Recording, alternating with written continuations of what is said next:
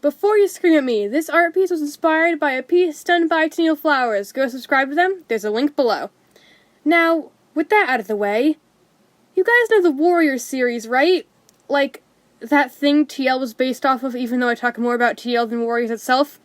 Like, how I've made a bunch of TL videos, but this is my first Warriors video? Yeah, that thing. This is a topic I probably should have covered sooner, since it's literally the base of my channel. But better now than never, right? I wanted to make this piece to include the protagonists or important characters in each of the Warriors arcs, except, sadly, Dawn of the Clans. Now, don't get mad at me. I love Dawn of the Clans, but this is already a huge poster, and the Dawn of the Clans arc isn't necessarily very important to the overall story. So I stuck with the main story arcs. The Prophecies Begin, The New Prophecy, Power of Three, Omen of the Stars, and The Broken Code. Please don't hate me for including the new arc and not Dawn of the Clans. Dawn of the Clans will get its own drawing eventually. Let me know if you'd like to see me make posters for each individual arc. I think it would be pretty fun to do. But anyway, since I'm drawing each of the arcs, I might as well give my opinions on them along with the characters. On the first row, we have Firestar, Greystripe, Ravenpaw, Sandstorm, and Cinderpelt. The next row is Bramblestar, Squirrelflight, Crowfather, Feathertail, Stormfur, and Tawnypelt. The next row, Jayfeather, Lionblaze, Hollyleaf, Leafpool, and Ashfur. Yes, I know in the sketch it says Soul, but I thought Ashfur fit better. Anyway, on the row after that, we have Dovewing, Ivypool, Flametail, and Breezepelt. The next row is Violetshine, Twigbranch, Alderheart, and Needletail.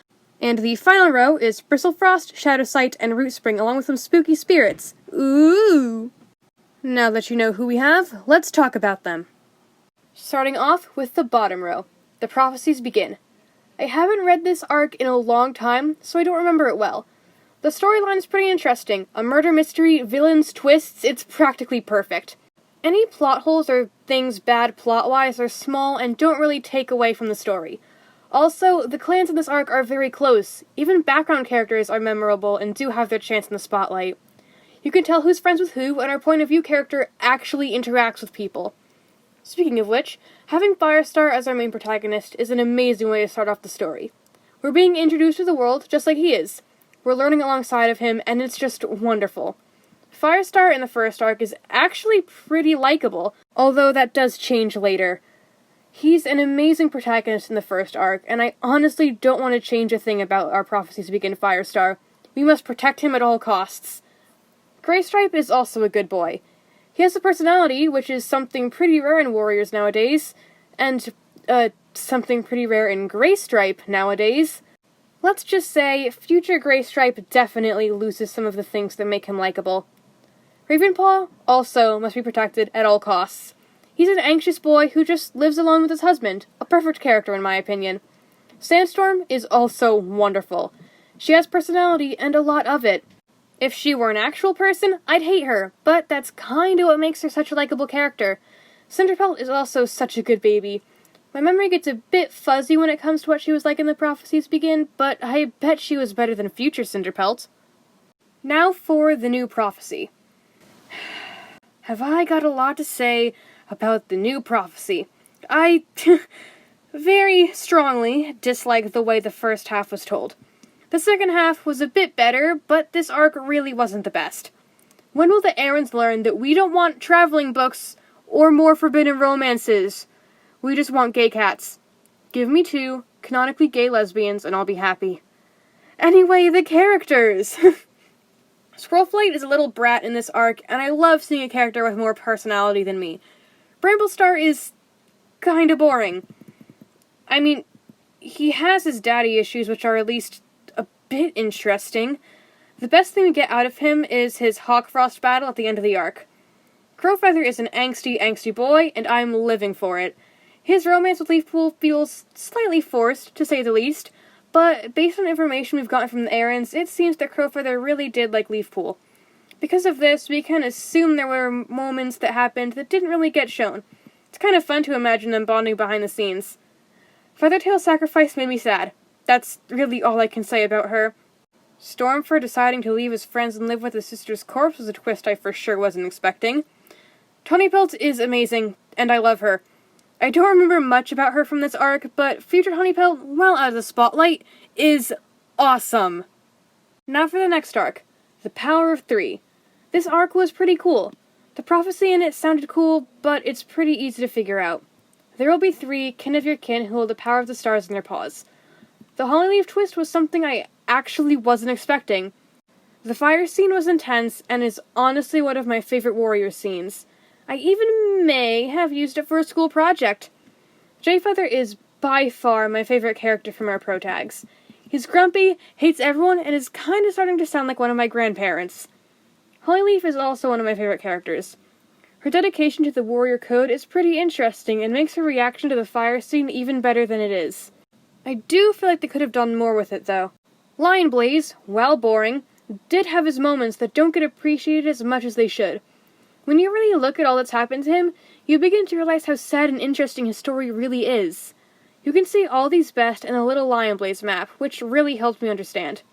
Leafpool has always been a favorite character of mine, and although she's done some not-so-great things, she's still a great character in my opinion. Ashfur. Oh my gosh, Ashfur. If he's the imposter, I'm gonna be upset. It's too obvious, and I think he did pretty good in his own story. Making him the imposter would just be a bit much. Now for Omen of the Stars. This arc is one of the best in my opinion. It introduced us to some pretty good characters, and the arcs only get better from here. I feel like the story was a bit rushed at some points and drawn out at others, but overall it was pretty good. Dovewing, well, not my favorite character, was still a pretty good one. I did enjoy what we saw of her. Ivypool was also great. A lot of her decisions were childish, to say the least, but being put down and ignored your whole life can really affect someone, so I guess I can understand it. Flametail, as a point-of-view character, is something I really wasn't expecting in this arc. A point of view outside of ThunderClan? Who would have thought? I already really liked Flametail to begin with, so getting him as an important character was something I was grateful for. Now, I know a lot of people don't really like Breezepelt, but if I'm being honest, I actually find him pretty interesting. Why Heathertail fell for him, I have no idea, but he does have a personality, so that's always good. Now for Vision of Shadows. This arc is currently the best. The Broken Code is shaping up to be better, but we'll just have to see where the errands take it. Anyway, in A Vision of Shadows, we are introduced to the best characters. The storyline was interesting, and it's amazing to finally see SkyClan back beside the lake. Elderheart failing his mission in the first book was a great way to set up not only his character arc, but the entire story. I feel like Warriors needed another anxious character after Ravenpaw, so Elderheart is a good replacement? I don't want to call him that because it makes them both sound bad, but I really don't think there's a better way to say it. Needletail is my favorite character from this arc, our badass spunky she-cat. Her death was something that I honestly wasn't expecting. I thought for sure she would somehow survive. Now, don't get me wrong, I'm not upset about her death. I think it's best for the plot and Violet Shine's development that it happened that way. Speaking of Violet Shine, she's also gotta be one of my favorite characters from this arc. She reminds me a bit of Ivypool, but I think she's better written. Same with Twigbranch. She's just a better written version of Dovewing. Now for the Broken Code. This arc has so much mystery and drama in it, it's amazing. Now, I know some people, Tara, haven't gotten this far yet. I'm not gonna say too much other than it's shaping up to be really good. Shadowsight and Rootspring are just 2 amazing boys who need to be protected. Bristle Frost getting rejected by Stemleaf was actually something I didn't think Warriors would do. I thought for sure they would pull another woohoo true love thing, so I was surprised when he said no, but I don't like what they did after. Bristleroot is bad and isn't really developed at all. It gets less development than Ivyfern, yet somehow people are okay with it.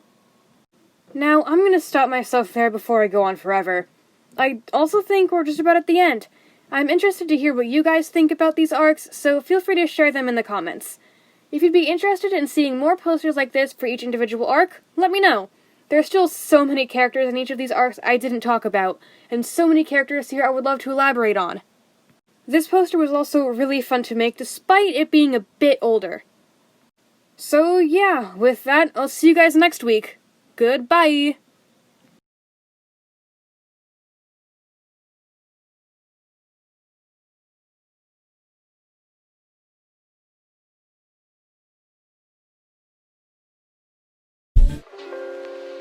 Yo, practice it. Percocet, Miley Percocet,